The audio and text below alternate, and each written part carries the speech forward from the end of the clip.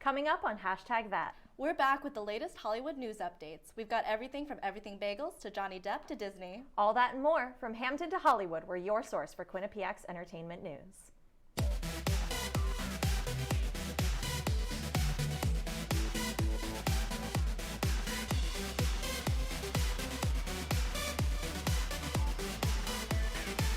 From Hampton to Hollywood. We are your source for Quinnipiac's entertainment news. Welcome back to Hashtag That. I'm Haley Ruscio. And I'm Alex Kendall. Let's dive into some new Hollywood scoop. The trial between actors Johnny Depp and Amber Heard heated up this week after a TikTok by makeup company Milani Cosmetics went viral. Depp is suing Heard for defamation, citing an op-ed she wrote for the Washington Post about being a victim of domestic abuse as libel. After Heard's attorney presented a Milani concealer compact into evidence that was allegedly used by Heard to cover up various injuries given to her by Depp during their relationship, the cosmetic company took to social media to set the record straight themselves. In the TikTok, Milani Cosmetics shows various graphics proving that the palette didn't come out until after the two were divorced, meaning there is no way Heard could be telling the truth. With around 3 weeks left in the trial, there are sure to be more insights to come into the two's contentious relationship. Fans of music superstar Harry Styles were ecstatic when they saw his special guest for his second Coachella performance was none other than the one and only Lizzo. The two sported matching brightly colored coats and sung "I Will Survive" and "What Makes You Beautiful." Lizzo took to Instagram after the performance saying, quote, "At Harry Styles is a treasure, God's gift to rock and roll. The light that comes from him is real and infinite. He makes being on stage in front of hundreds and thousands easy because it's with a friend," end quote. Fans have been following the two's friendship since they performed together for the first time in 2020 and are hopeful they will continue performing together in the future. With Disney now fighting against the Parental Rights in Education Act, or the Don't Say Gay bill, they are now taking the full brunt of Florida Governor Ron DeSantis' wrath. DeSantis has now, quote, revoked Disney's 50-year special tax district privileges and their ability to self-govern, end quote. This is set to put major strains on Disney's operations, potentially costing them tens of millions of dollars. Although Disney has since gone silent, as of right now they remain dedicated to taking action against the bill.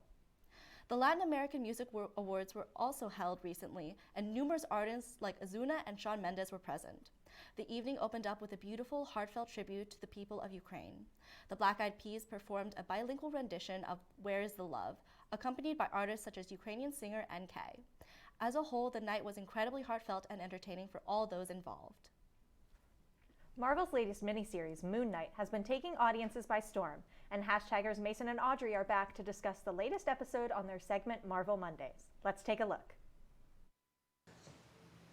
What's up, hashtag? It's Audrey. And Mason, and welcome back to Marvel Mondays. Spoilers for the first 4 episodes of Moon Knight coming your way. I really enjoyed the first 3.5 episodes of Moon Knight. You know, I didn't think it was totally my thing, but I love the action, I love the story, I was feeling it, but I wasn't too excited, but episode 4 really changed all that. What about you? I'm really liking the story. I was a little skeptical during episode 2, I would say, but honestly, these characters are what's keeping me in it. Basically, episodes 2 through 4 has been a race to find Amit's tomb. It's been Harrow versus Layla and Steven/Mark. I'm really hoping that Amit really manifests in these last 2 episodes. I hope they actually do something with it because it's really been hyped up, and I want to see what happens. I think it could be really cool. 2 characters that I have been loving has been Steven and Mark, both portrayed by Oscar Isaac, and I just think that their dynamic and their relationship has been really interesting. I think it's been interesting to watch them interact with Layla. Some of the things are really weird because it's the same body. I don't really know how I feel about some of the development. But everything changed with the end of episode 4 with the big twist, and now I don't know what's real, what's not real. I think this was really the kick that the show needed to keep going, keep being interesting, and I can't wait to see what happens. A direction where I think that this could be heading is that Harrow is kind of forming this simulation thing for Mark, not for Steven. I think that this is purely revolved around Mark and Mark as a character. I don't think everything we've seen in the show so far is just in his mind. I think that all actually happened, but now he's being manipulated somehow, but I don't think everything in this mental institution is real. I don't think there's actually 2 people, separate people, that's Mark and Steven. So I don't know what's real and what's not. I think it'll be interesting to find out. It's really well written that way. We have a lot of questions and not a lot of answers from the Marvel Mondays team, but we're excited to see what happens. More hashtag right after this commercial break.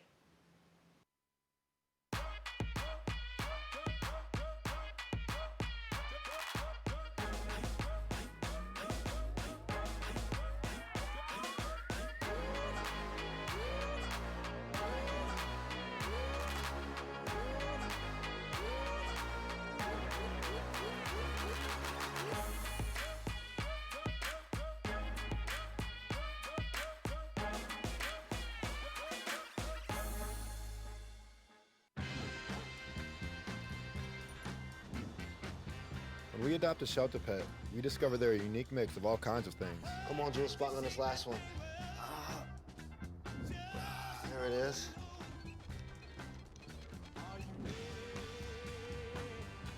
Keep going with it. Leo. They're a little bit of a lot of things, but they're all pure love. I know what you're thinking.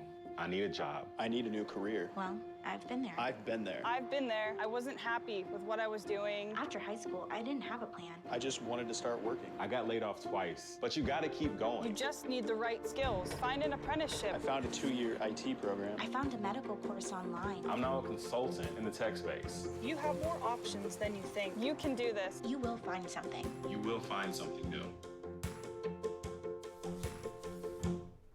Thanks for sticking with us. We have some amazing highlights to show you from Quinnipiac's Earth Day Fair. Take it away, Lane. My name is Angel Wang, and I am Vice President for Students for Environmental Action. My name is Abigail Slaney. I'm the co-event coordinator with Kushi Dagli for SEA. And we're an organization on campus that advocates for being more eco-conscious and sustainable. This is the Eco Fashion Show. Every year on Earth Day, FLW class called Eco Fashion, that's taught by Hannah. She designed it so that students would have an opportunity to be creative and have a little bit more fun in their schedules. All of us make dresses or like some kind of design fashion statement that is made out of traditional like waste materials and like stuff that is like scrap paper and like stuff that we don't need or necessarily associate with making like clothing out of. We take all these materials and then we make this big dress out of it. I started my design not really knowing what I wanted to do just because I haven't done something like this before. So I started by thinking about what I had at my disposal to use because our professor really stresses that we should be using materials that we already have since the class is about being sustainable. So I had gotten a textbook that they were giving away at the North Haven Library, and so it was an anatomy textbook, so I really wanted to highlight the diagrams in it.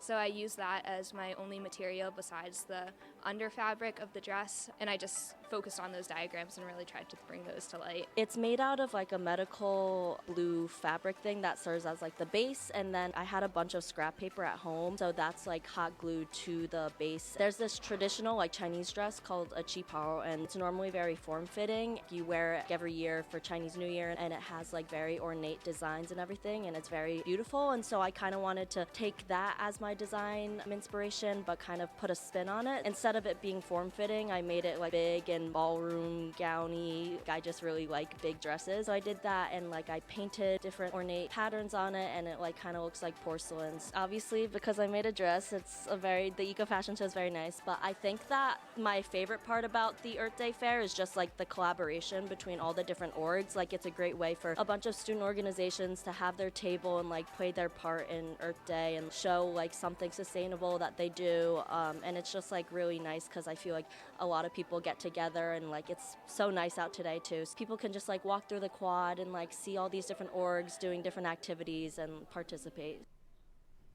A lot has happened this week in the world of late night television. Here to tell us all about it is Jess Brizdraj. Thanks, guys. Let's get right into some late night highlights. Stephen Colbert has had a big list of guests on his shows so far, including Julia Roberts and Alexander Skarsgård. However, Colbert did not add a new name to that list this past Thursday due to testing positive for COVID-19. Instead, CBS aired an old episode. He took to Twitter to tweet, quote, "Yep, I tested positive for COVID, but basically I'm feeling fine, grateful to be vaxxed and boosted. Thank you for the well wishes," end quote. Some Late Show fans were disappointed that a new episode did not air since many viewers were eager to hear him respond to Joe Rogan, calling him weird on his podcast. Colbert is off for the rest of the week, so here's hoping he's back on air soon. Late night hosts Jimmy Kimmel, Seth Meyers, and Jimmy Fallon all commented on Piers Morgan's interview with Donald Trump. The former president denied that he ever walked off set, and Morgan edited a video to make him look bad on the British TV personality's new show called Piers Morgan Uncensored. In that preview, it was released that the former Celebrity Apprentice host called his interviewer dishonest and ordered the film crew to turn off the camera. But NBC News received an audio clip from Trump's team that contradicts the video. For the most part, the other late night show hosts were not actually interested about the content of the video. Instead, they were more concerned about how sweaty Trump looked. Kimmel, Myers, and Fallon all united to give their interpretation of the editing of the clip. On the latest episode of The Kardashians, it was revealed that Khloe was feeling anxious before appearing on The Late Late Show with James Corden. The British TV personality came into her dressing room before the show to calm her down, and boy did his advice help her. Corden said, quote, "We all have to remember none of these things are about you. These words only exist if I give them any power," end quote. His supportive words inspired Khloe and made her feel all warm and fuzzy. Not only is Corden a late night show host, but a motivational speaker to Khloe Kardashian. That's all I have for late night highlights. Back to you guys at the desk. Haley, what's your opinion on Everything Bagels? Everything bagels are the best. Well, the film Everything Everywhere All at Once will show us just how far someone will go to make an everything bagel. Bella's here with the review. Hey hashtag, it's Isabella, and I'm here to review the brand new film Everything Everywhere All at Once. The movie was directed by Daniel Kwan and Daniel Scheinhardt, known as the Daniels. It stars Michelle Yeoh, Stephanie Su, and Ke Huy Quan, who you might have seen from The Goonies, one of my personal favorite movies. I was very excited to see him on screen again. The movie follows a Chinese-American woman named Evelyn who is having trouble paying her taxes and managing her family's business. But it's a lot more than that. I'm gonna try my best not to spoil it, but it basically follows Evelyn and all the different realities of her life that could have been. Here's a clip of my initial reaction from the movie. Okay guys, so just finished Everything Everywhere All at Once. I think that might have been the craziest, most creative movie I've ever seen. Only word to describe it is genius. Everybody always says you always remember how you feel after a movie, and I felt so many different things. The cinematography, the story, the characters, everything, absolutely amazing. This might be one of my favorite movies. I feel like the cinematographer, the directors, and everybody involved took a lot of cinematic risks that I don't really see in a lot of different movies. I think it was really cool to see a Chinese-American family represented on screen, especially because they did such a great job of authentically combining Chinese and American language. They had English subtitles when they were speaking Chinese, but they also spoke English half the time. And I think that it meant a lot to a lot of people. The switch between the different characters' lives and how the actors managed playing so many different kinds of roles at once was really impressive to me. Also, a fun fact, especially for those of you who use the website Letterboxd, a movie reviewing website, it has become the top-rated film on the website, which I thought was really cool. I definitely encourage you to watch this movie in the theaters, and afterwards check out Everything Everywhere All at Once, the movie's Instagram. They made some movie posters for a lot of the different hidden Easter eggs inside of the film, which I thought was super cool. From the way they promoted this movie, to the unique storyline, to the way that we can all connect with these characters, I truly think it is one of the best movies I've ever seen, and I hope you guys will go and see it. That's all I have for you guys today. Stay with us after this commercial break. I think it's just vapor with flavor. It won't hurt my kid like cigarettes, right? Vaping is safer than smoking, isn't it? There's really not even that much nicotine in them, right? My kid? My kid knows it's dangerous. Get your head out of the cloud. Today, nearly 8,000 kids will start vaping, maybe even yours. Learn about the dangers at talkaboutvaping.org. I don't think that many kids in my son's school even do it. He makes fun of his friend who vapes. He would never try it. She's into soccer. She's on the honor roll. She's just not the type. No way. No way. No way. No way, my kid would never vape. Get your head out of the cloud. Today, nearly 8,000 kids will start vaping, maybe even yours. Learn about the dangers at talkaboutvaping.org. Type 2 diabetes can have a big impact on your life, but how can it be prevented? Well, the first step is knowing if you have prediabetes, a serious medical condition that puts you at high risk for type 2 diabetes. 1 in 3 American adults has prediabetes, but more than 80% don't know they have it. The good news is, prediabetes can be reversed, and for many people, healthy changes in their daily routine can make a big difference. Take the 1-minute risk test today at doihaveprediabetes.org. It's time to get the latest news about all things Hollywood.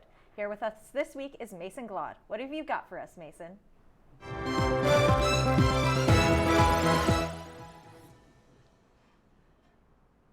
Hey, hashtag, Hollywood has been absolutely crazy this week, so let's get right into it. Let's start with one of my favorite topics, the streaming wars. And let's just say, things really heated up this week. Netflix announced last Tuesday that it lost 200,000 subscribers in the first quarter of 2022. The service is also expecting to lose 2 million subscribers in this current quarter. The company blames password sharing, competition, and macro factors such as inflation for the subscriber loss. Netflix is considering cracking down on password sharing and adding a lower-priced ad-supported tier to combat this. In contrast, HBO and HBO Max added about 3 million subscribers in this past quarter. Even Paramount Plus and Peacock saw growth. With this whole emerging industry in constant flux, which streaming services do you expect to see rise and fall in the next few years? You know, I honestly think that Apple TV is going to make a massive rise in the streaming wars because Apple is a big company, they're very dominant, and with these new streaming platforms, they're learning the consumer behavior and they're learning more than Netflix and from Netflix, and I think that Apple TV might just dominate. What do you think? You know, I really think that Disney Plus and HBO Max are the two to look out for. You know, Netflix and Hulu are some of the streaming services that haven't really learned from their mistakes. You know, binge watching was the method of watching, but now it's all about that episodic release, and Netflix just hasn't learned about that. But what do you think, Mason? I agree. Apple TV Plus has such great content. I really think that one's going to do well, but I agree that episodic weekly release is the way to go, which is why I also love Disney Plus and HBO Max. But moving on, last Wednesday, fans of the hit show The Masked Singer were in for a shock when the Jack in the Box character was unmasked as controversial political figure Rudy Giuliani. Giuliani revealed that he went on the program to show his granddaughter she could do anything, and then sang Bad to the Bone into the credits. The reveal caused celebrity judge Ken Jeong to walk off the stage saying, quote, "I'm done." This isn't the first time reality TV has used controversial figures to boost ratings, with Logan Paul and Sarah Palin both formerly appearing on The Masked Singer, and Sean Spicer appearing on Dancing with the Stars in 2019. Do you guys think the negative press was worth it, and do you think that controversial figures should be put on reality TV? You know, I really don't think that controversial figures should be put on reality TV. Reality TV is controversial enough, you know, it can kind of bring out the worst in people. So putting already controversial figures on that platform isn't really the way to go. You know, there's that old saying that all press is good press, but I don't know if that was the right move for The Masked Singer, but what do you think? I have to agree. When it comes to controversial figures, stick with a Kardashian. Like you said, it already is drama, it is already reality TV. They don't need to bump it up anymore. Honestly, if they want to do something dramatic, get someone else. Don't cross the line into politics and keep reality TV with reality TV. But what do you think, Mason? I don't know, guys. This story created so many articles, so many people were talking about it, a lot of buzz. I bet the producers of this show were very happy with the response, but yeah, I don't know how I feel as a viewer. It's kind of iffy, but I think it'll keep happening, honestly. Early Saturday morning, Post Malone took to Instagram Live to share details about his upcoming album, 12 Carat Toothache. On the live stream, Malone played part of his upcoming song, Happy, featuring Doja Cat. He spoke about working with Doja Cat, saying, quote, "I am so blessed and so honored to be able to have worked with her," end quote. Malone revealed the album will have 14 tracks with other features such as The Weeknd, The Kid Laroi, Roddy Ricch, and more. Fans have been asking for an album since Malone's last album, Hollywood is Bleeding, came out in 2019. With this album's expected release next month, do you think Malone's music will still dominate the charts? I have to say, I am a huge Post Malone fan. I was very sad when he took a break, but honestly, he was amazing before he took a break, and I think he is going to make a major comeback, and everyone loves a comeback story. So I think, especially with the new talent, he is going to make an absolute comeback, and it's going to be so exciting. I'm very excited. But what about you? What do you think? You know, I'm not the biggest Post Malone fan, but I know a lot of people who are, and the people who are diehard fans. You know, I don't think any break is going to stop them from coming back to his music, and even for people who aren't fans anymore, I think the addition of people like Doja Cat, who are very relevant right now, is really what's going to propel his music into the new age. But what do you think, Mason? You know, Hollywood Bleeding was such a big album, and I love it so much, and I personally can't wait for the Kid Laroi song. That's definitely going to be on the top of my playlist, because what a great team up that is. But unfortunately, that's all I have for this week's Hollywood News Update.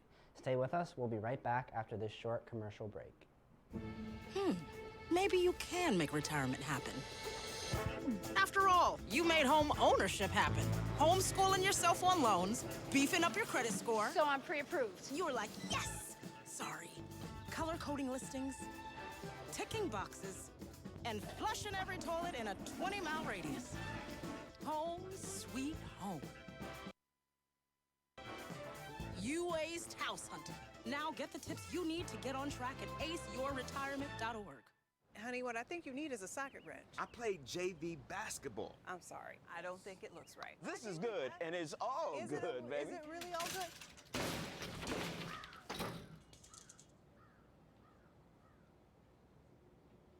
If you love me enough to routinely test your handyman skills, not to mention the strength of your marriage, then of course you'll visit nhtsa.gov/therightseat to make sure I'm in the right car seat. I'm gonna call my dad. Meet the scan, a simple procedure whose mission is to detect lung cancer early.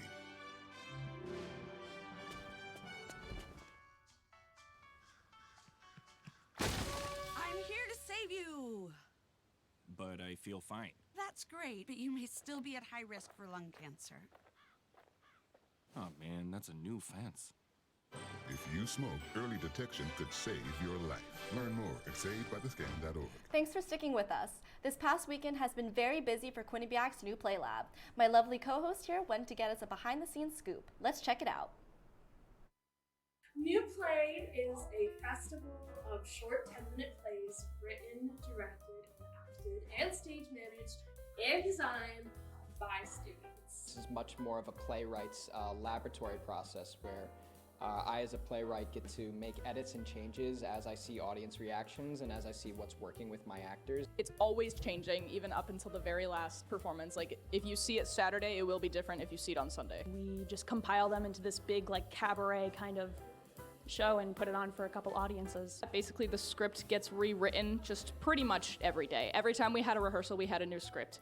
So we would highlight lines, we would get used to it, and our director kept being like, don't bother memorizing it right now. I know one of my fellow castmates had her character completely flipped yesterday. I mean, it's just constantly being told to try new things and try to like find something new every single time you read through the script. I'm a theater major, so there's a big push from the theater faculty to be involved in as many opportunities that you're given while you're here as possible, and the new Play Lab is a great learning ground for the students that come to Quinnipiac, and it's a unique experience. I love theater, and I finally got back into it this year, and I just wanted to do everything that I absolutely could, and I'm glad I did, because in 2020 I was also supposed to be in new play, and they finally brought it back this year. That's why I wanted to do it again. I got to direct a show. I directed the first show in the lineup called Cages and Wings. It was a really awesome experience. It was really fun to be able to cast and, you know, make my own choices with the script, but also collaborate with the playwriter to make changes, add things in. I am one of the playwrights. So over the course of a couple of months, I've been working with a professional playwriting mentor who's also a professor here. Her name is Ariel Siebert. She has guided and given suggestions of how to build a stronger play. And I've been going to the rehearsals and watching my director, who's also a student, working with other student actors and working with him and collaborating to make our show the best and funniest that it can be. It's really nice to be around so many creatives as a creative myself. And the vibes are always so energetic, joyful, excited. It's been really fun to see the place change every night, every single night so far. We've had scripts change. I was handed a new script tonight. It's been great. So happy. Now, Alex and I are going to get tested on our chops as film students in a game of hashtag Piece That Together, where we'll have to identify a movie poster by just one part of the image. I'm excited, so let's get started. Hey hashtag, I'm Liz Ippolito, and today we're going to be playing hashtag Piece It Together. So the first movie is going to be, the hint is Sisters. Okay, let's see. Sisters. Mm-hmm. That's a very interesting. Yeah, so I immediately, I immediately know what this is. Oh my God, I love this movie. Yep, Yeah, it has to be Frozen. You know, I'm a big Disney fan, and you know, you can just see Olaf's iconic face right there in that little corner, and you know, I am not as big a fan of Frozen 2 as I am of Frozen 1, which that is the poster for it, Frozen 1. But what do you think of Frozen? I absolutely love Frozen. I went to see it as soon as it came out with my family. It was a very family movie. As soon as I heard Let It Go, my heart was singing, and I would not stop singing it on the way home. I drove my parents nuts. But back to you, Liz. Okay, the next one is an iconic sci-fi movie that has a new TV show based off of it. Ooh, interesting. Okay, I'm trying to think. Oh, okay. It's either Star Wars or Star Trek, some kind of thing to go with that. I'm gonna, reveal my film student secret here. I am not a big Star Wars or Star Trek fan, so I can't really differentiate them. Oh my God. I think that was the X-Wing, which I think is Star Wars. So what do you think? Yeah, I am a pretty big space fan. I'm going to disappoint my dad here in case I get this wrong, but that looks like Star Wars, and it looks like I'm right. But yeah, that is 100% Star Wars. I love Star Wars movies, and that spaceship was very clearly Star Wars. Yeah, I mean, I have seen it. I've seen the first one in the series, and I didn't really like it. But what's our next one? Okay, the next one is a movie that has two lead actors, and one was in The Amazing Spider-Man and one was in High School Musical. Oh, interesting. Oh, all right. I absolutely love this movie. I'm a big musical fan, so I know this one by heart. I know all the songs by heart. Do you know what this one is? I am so sorry. I have no idea. You take it away. That this is Tick, Tick, Boom with Andrew Garfield. He is absolutely incredible in this role. I personally think he was robbed for the Oscar, and I think this movie as a whole was robbed in the Oscars. You know, it wasn't really nominated for anything except for Andrew Garfield. So I absolutely love this movie. 3090 is such a bop, and the whole movie is great. Okay, this last one is not released yet, but it is a part of the Marvel franchise. Ooh, Marvel franchise. All right, so I know what this one is. I know what this one is. I am so excited to see this movie. My dad and I always watch all the Marvel movies together, and I know that this is Doctor Strange and the Multiverse of Madness. Yes, I knew it as soon as I saw the little cape and the little hand movement. That was so cute. But yeah, I'm so excited for this movie, and obviously. Yeah, the trailer for this movie looks absolutely incredible. I love Scarlet Witch, I love Doctor Strange, and I'm excited to see all the new characters in it. I'm a big Marvel fan in general, so any new movie by them is going to be incredible. All right, Liz. So that's it for me this week. Back to you guys at the desk. And now for some good news of the week. Hollywood is absolutely buzzing ever since Jennifer Lawrence's baby has arrived. The Don't Look Up star was recently seen with husband Cook Maroney on a stroll with the newborn. The exact gender and date of birth has not yet been revealed. However, with Lawrence's privacy policy, we may have to wait just a little bit longer. In local news, the 48th annual Cherry Blossom Festival was held yesterday in Worcester Square. The event featured local live musicians, food trucks, and was held to celebrate and appreciate spring, and of course, the beautiful cherry blossom trees in the park. The weather was beautiful, and I'm sure all those in attendance had a great time. That's all we have for this week on Hashtag That. Make sure to follow us on our social media accounts and download the Q30 app on the App Store to stay up to date. I'm Alex Kendall. And I'm Haley Ruscio. From the producers, talent, and everyone working hard behind the scenes, thank you for watching. We will see you again next week.